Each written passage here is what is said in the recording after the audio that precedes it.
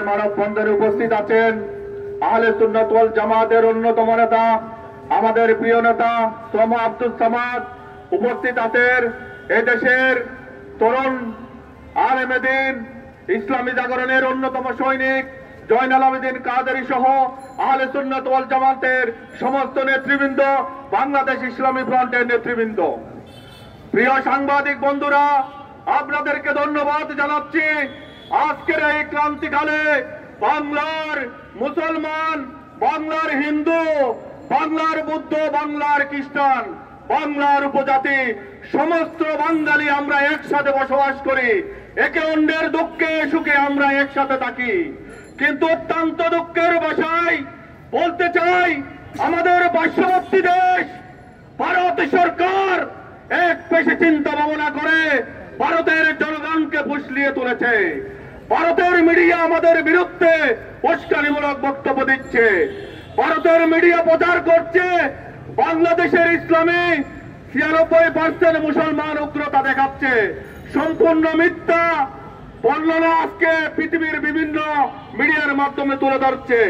আমরা আপনাদেরকে জানিয়ে দিতে চাই, আমরা বাংলাদেশি মুসলমান শান্ত। বাংলাদেশের সমস্ত জাতি ধর্ম বর্ণ নির্বিশেষে আমরা একসাথে বাস করি। আমাদের বিরুদ্ধে আপনারা বিদ্রোহগুলি তুলবেন না।